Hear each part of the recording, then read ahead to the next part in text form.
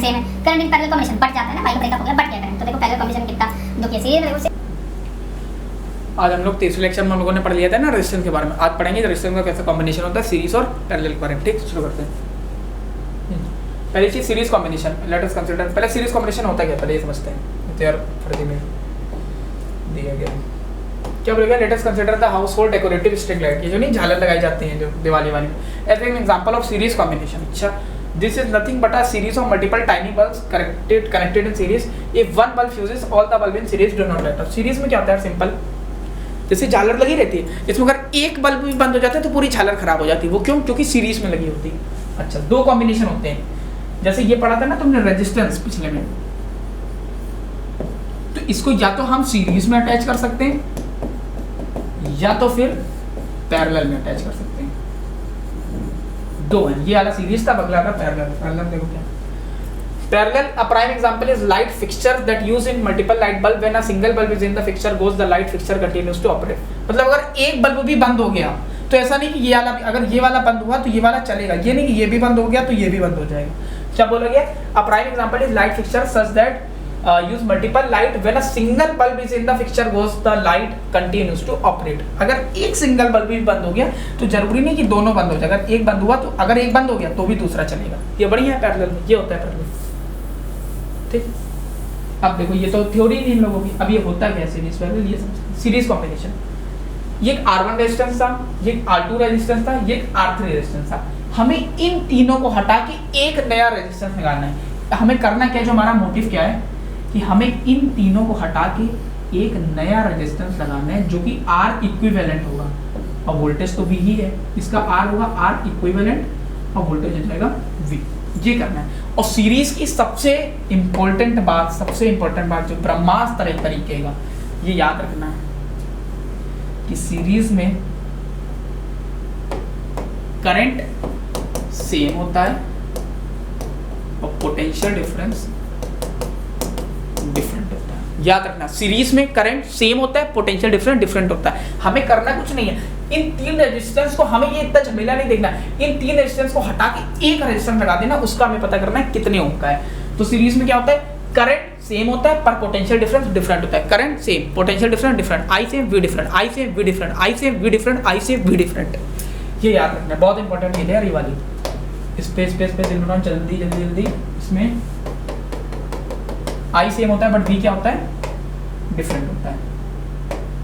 आगे समझ में, अब इसकी डेरिवेशन बोर्ड में आती है, ये फिर याद रखना न्यूमेरिकल में सबसे ज्यादा यूज होगा। इसमें करंट सेम होता है पर पोटेंशियल डिफरेंस डिफरेंट होता है। अब इसकी न्यूमेरिकल कैसे करें, देखो ओम्स लॉ पढ़ चुके, इसके अक्रॉस कुछ वोल्टेज होगा V1, हम बोलते हैं यहां से यहां तक के अक्रॉस, इसके अक्रॉस कुछ वोल्टेज होगा V2 और इसके अक्रॉस कुछ वोल्टेज होगा V3। कह सकते हैं कि नहीं? अबे यहां से करंट चलना शुरू होगा, देखो लिखा, इसके अक्रॉस कुछ वोल्टेज V1 होगा, इसके अक्रॉस कुछ V2 होगा, इसके अक्रॉस किस V3 होगा। तो हमने कहा जो नेट वोल्टेज होगा V नेट, वो किसके बराबर होगा, V1 plus V2 plus V3 के, क्योंकि जो नेट वोल्टेज, जो बैटरी का EMF मान लो V है, तो जो इसका नेट वोल्टेज होगा वो किसके बराबर होगा, बैटरी तो तीनों रेजिस्टेंस सिंपल क्या होता है, बल्ब के जैसे बल्ब जलता है ना, तो उसमें भी रेजिस्टेंस होता है। मान लो यहाँ पे तीन बल्ब लगे, तो जो बैटरी का वोल्टेज होगा वो इस वाला वोल्टेज, वही बैटरी इसको सप्लाई कर, इसको सप्लाई कर, इसको सप्लाई कर रही, तो जो बैटरी का वोल्टेज होगा वो इन तीनों के बराबर होगा। अब बाय ओम्स लॉ, ये हमें समझ में ना, V net equal to V1 plus V2 plus V3 क्या लिखा है, बाय ओम्स लॉ हमें ये पता है कि V इक्वल टू IR होता है, तो हमने कहा V नेट को हम I इंटू R इक्विवेलेंट लिख लें, क्योंकि हमें इन सबको हटा के नया रेजिस्टेंस लिखने वाले हैं। करंट तो सेम होगा। अब V1 को क्या हम IR1 लिख सकते हैं, V2 को क्या IR2 लिख सकते हैं, और क्या V3 को IR3 लिख सकते हैं। अब ये देखो सब में I क्यों लिखा है, सब में I क्यों लिखा है, क्यों, क्योंकि देखो सब में करंट सेम है बट पोटेंशियल डिफरेंस डिफरेंट है, इसीलिए इधर V1 V2 V3 यूज करा, पर I देखो इधर भी I, इधर भी I, इधर भी I, इधर भी I, इसके अक्रॉस IR1 लिख दो यहाँ पे, इधर IR2 और इधर IR3, इसके अक्रॉस IR1, इसके अक्रॉस IR2, इसके अक्रॉस IR3। अब कुछ नहीं, I इंटू R इक्विवेलेंट लिखा रहेगा, यहां से हम I ले लेंगे कॉमन, ब्रैकेट में बचेगा R1 plus R2 plus R3, तो यहाँ से अपन I को नमस्ते कर देते हैं। तो अब हमारे पास फॉर्मूला क्या बन गया, जो R इक्विवेलेंट था वो क्या होएगा, R1 plus R2 plus R3 up to n, जितने लगाना चाहो तुम।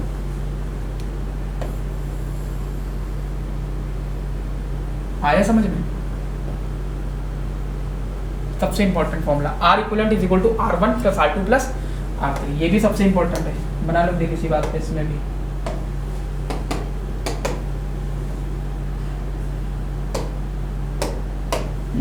R इक्विवेलेंट क्या होगा, R1 plus R2 plus R3। इसी कुछ बातें ध्यान कर लो, देखो यहीं पे बता देते हैं।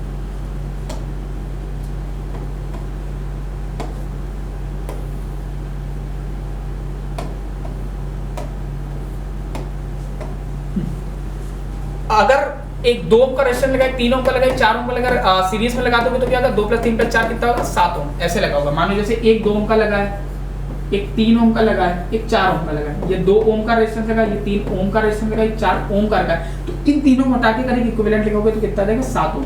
तो सीरीज में क्या होता है कि रेजिस्टेंस बढ़ जाता है,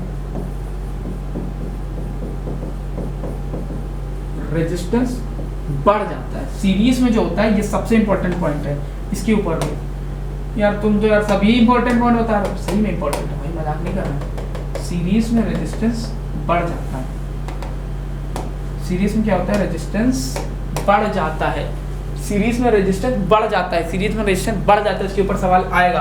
देखो एक 2 ओम का था, एक 3 ओम का था, 4 ओम का, पर इनका इक्विवेलेंट 7 ओम का हो गया। अब ये जो 7 आया ये 2 से भी बड़ा है, 3 से भी बड़ा है, 4 से भी बड़ा है। तो सीरीज अगर कभी भी रेजिस्टेंस बढ़ाना हो, मानो इंजीनियर हो तो तुम्हें काम दिया क्या कि यार ये करंट हमें रोकना है, रेजिस्टेंस बढ़ाना है, तो क्या करोगे, सीरीज में लगा दोगे। सीरीज में हमेशा रेजिस्टेंस बढ़ जाता है, याद रखना, ठीक। ये होता है सीरीज कॉम्बिनेशन, और इसमें करंट सेम होता है, पोटेंशियल डिफरेंस डिफरेंट होता है। आ जाते हैं लोग पैरेलल वाले पे। पैरेलल में क्या होता है, इसमें भी वही है, क्या आपको ब्रह्मास्त्र पिक्चर आई थी, नहीं वो दूसरी वाली, ये अलग है।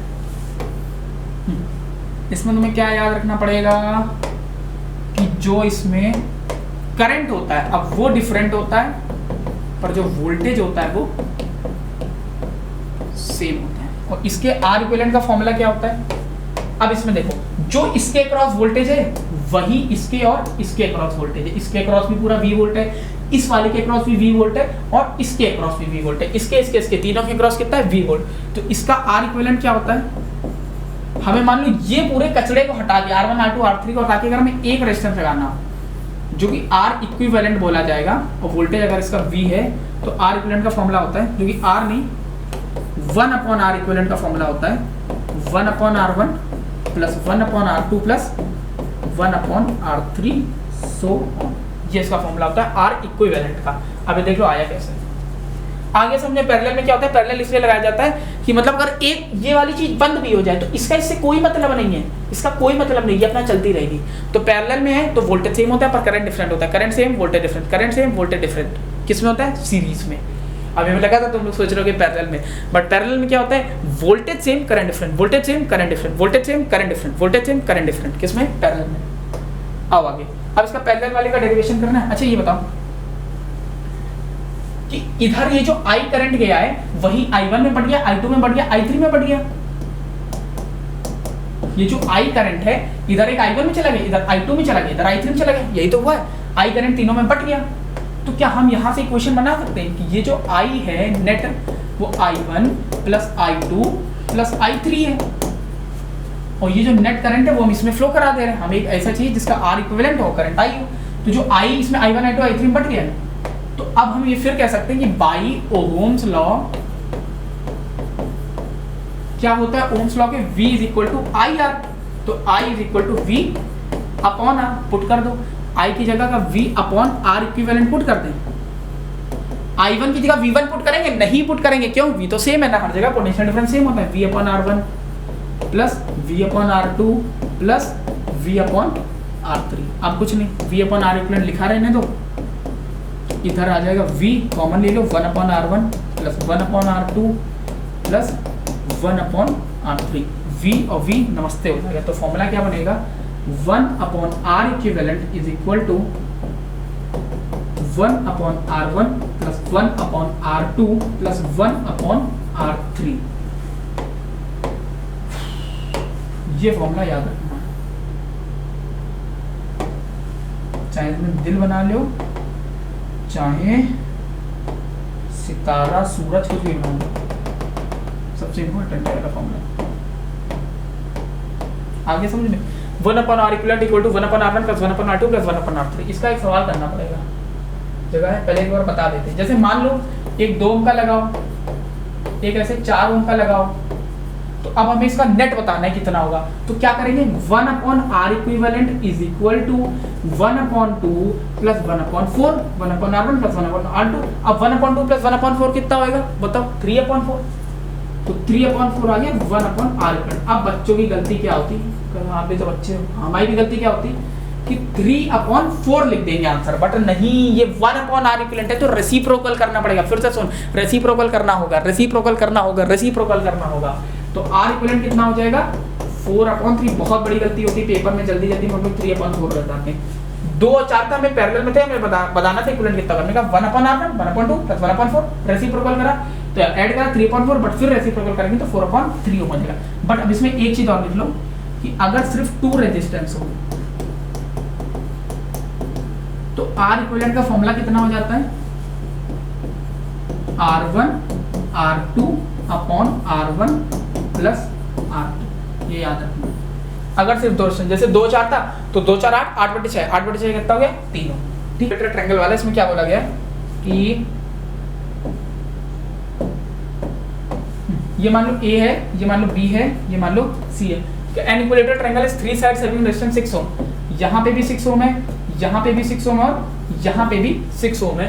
तो इक्विवेलेंट रेजिस्टेंस लगाना है A और B के बीच में, मतलब A और B के बीच में अगर हम एक बैटरी कनेक्ट कर दें तो इनके बीच में हमें इक्विवेलेंट रेजिस्टेंस बताएं। इक्विवेलेंट रेजिस्टेंस निकालने की बहुत ट्रिक होती है, बहुत trick. Star delta method, infinite symmetry, perpendicular symmetry, parallel symmetry, बहुत सारी चीजें होती हैं, वो अगले लेक्चर में बताएंगे। तो इसको सॉल्व करने के लिए क्या करना है, अभी हम एक बार B से करंट दौड़ा देते, तो इधर दौड़ेंगे तो इधर जाएगा, तो इधर जाएगा। बट अगर इधर गया करंट तो देखो दोनों सेम ही जाएगा, इधर तो कहीं नहीं बढ़ जाएगा, तार ही नहीं है। ये यहाँ तार है, बीच में रेजिस्टेंस लगाया हमने, बीच से बनाया नहीं है। यहाँ पे जाएगा तो सेम जाएगा ना, 6 में सेम जाएगा। तो अगर ये 6 और 6 सीरीज में हुए कि नहीं हुए, यहाँ से जो करंट जाएगा वही यहाँ जाएगा। तो अगर 6 सीरीज में हुए तो कितना इक्विवेलेंट हो जाएगा बताओ, 12। सही बात है, 6 और 6 सीरीज में होंगे ना तो 12 नहीं जाएगा। अबे 6 + 6 12, और ये 6 इसके पैरेलल में क्यों, अबे इधर करंट इधर, यहाँ पे मान ले I1 गया, यहाँ I2 गया, इसमें भी I2 गया, इसमें भी I2 गया। तो जब करंट सेम था तो हमने 6 + 6 12 जोड़ के लिख दिया। पर ये वाले 6 में I1 था, इधर I2 था, तो I1 और I2 डिफरेंट है ना, I1 not equal to I2, I1 और I2 डिफरेंट है, इसलिए अगर करंट डिफरेंट है तो किसमें होंगे पैरेलल। अब 6 और 12 का पैरेलल करना है, उस फॉर्मूले से कर लो R इक्विवेलेंट से। तो R1 R2 वाले से कर लेना, या तुम 1/R1 प्लस 1/R2 वाले से कर देना, उससे भी सेम ही आंसर आएगा।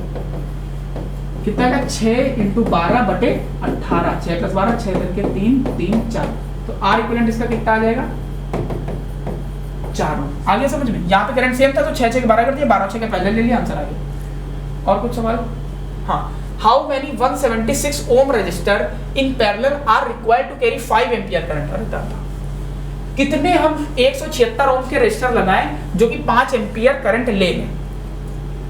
मान लो हमें पैरेलल लगाने, हमने पहले लगा दिया R, फिर लगा दिया R, फिर लगा दिया R, फिर लगा दिया R, ऐसे चलते जा रहे हैं। तो हमने, अच्छा अगर R R R R R R parallel में तो कितना आंसर आएगा, सुन लेना, ये रिजल्ट याद कर लो। मान लो जैसे 2 ओम है, फिर 2 ओम है, अगर इसका पैरेलल निकालना या तो फॉर्मूला निकालो या तो सिंपल कर लो। कितना है 2 ओम है, और कितने लगे 2, तो 2/2 1 ओम ही आएगा पैरेलल में, करके देख लो। या मान लो एक इधर लगा 3 ओम, फिर लगा 3 ओम, तो 3 ओम कितनी बार लगाए, पहले तो लिखो 3 ओम जो रेजिस्टेंस है, फिर कितनी बार लगाए 2 बार, तो 3/2 में आ जाएगा इसका आंसर। पहले तो देखो रेजिस्टेंस कौन सा है, जैसे मान लो ये 4 ओम है, फिर लगाए 4 ओम, फिर लगाए 4 ओम। अब पूछा गया इसका बताओ कितना होगा, 4 जो सेम रेजिस्टेंस है, और कितने लगे 3 बार, 4/3। और उससे भी कर लेना 1/R1 plus 1/R2 plus 1/R3 से आंसर सेम आएगा। ठीक, अब इसमें क्या है, इन्होंने बोला कितने 176 ओम के रेजिस्टर लगाएं जो कि 5 एम्पीयर करंट कैरी कर ले ऑन अ 220 वोल्ट लाइन। हमने कहा R लगाते हैं, मान लो n रेजिस्टर्स हम लगा रहे हैं, तो इनका इक्विवेलेंट कितना हो जाएगा, अभी क्या बताया था, अगर सेम है तो वो वाला रेजिस्टेंस अपॉन जितने हैं, तो सेम कितना है R और है कितने n। जैसे ये था ना 2 एम्पीयर का था, ये 2 एम्पीयर का था, तो हमने, और ये मान लो 2 ओम का था, तो 2 और बटे कितने हैं 3, तो ऐसे ये R R R R R R R R R बटे हैं कितने एन, तो ये हो गया इसका R equivalent. R R R बटे हैं कितने एन, तो उससे भी कर सकते हो 1/r1 प्लस 1/r2 से कितना आएगा 1/1 प्लस 1/n r है, उसको रेसिप्रोकल करोगे तो r/n आएगा। ठीक, अब पूछेंगे कितने 176 ओम के रेजिस्टेंस लगाएं, यानी हर आर कितना है 176 बटे एन, ये तुम्हारा आर इक्विवेलेंट है कि वो 5 एम्पियर का करंट कैरी कर ले 220 वोल्ट की लाइन पे। अच्छा, तो वो V equal to I R होता है, हमसे बोला गया कि 220 वोल्ट लाइन मतलब वोल्टेज दिया गया 220 वोल्ट, और कितना करंट कैरी कर ले 5 एम्पियर क्या, और रेजिस्टेंस कितना है 176 बटे एन ओम। रेजिस्टेंस यही है 176 रे यार 176 बटे एन ओम, यही है ना। आर आर आर थे, आर बटे N R equal to R हम कितने हुए, हाउ मेनी 176 होंगे, सब 176 के, तो 176 बटे एन क्या हुआ आर इक्विवेलेंट। तो हमने कहा ठीक है यहाँ पे लिख लो 176 बटे एन। अब यही पूछा गया था ना कितने निकालने, तो 5 से कटेगा, 5 4 20 44 आएगा, तो 44 is equal to 176 upon N, और ये मेरे हिसाब से 4 टाइम से कट जाएगा, तो एन की वैल्यू 4 आएगा, यानी 4 resistors equal to 176 ohm are required. कितना आंसर होगा इसका 4 आंसर होगा इसका। ठीक, कितने रेजिस्टेंस थे ये 4 आया समझ में, आर अपॉन एन करा, हमें करंट दिया गया था, वोल्टेज दिया गया, तो V equal to I R से करा, एन की देखो करंट इन सीरीज कॉम्बिनेशन, देखो कितना खुश है, करंट सेम है, current in parallel combination but जाता है ना, बाई का ब्रेकअप हो गया बट गया करंट, तो देखो पैरेलल कॉम्बिनेशन में कितना दुखी है, सीरीज में देखो सेम है, तो सही है। ठीक, अगले लेक्चर में आपको रेजिस्टेंस की भरपूर प्रैक्टिस कराई जाएगी। ठीक, धन्यवाद।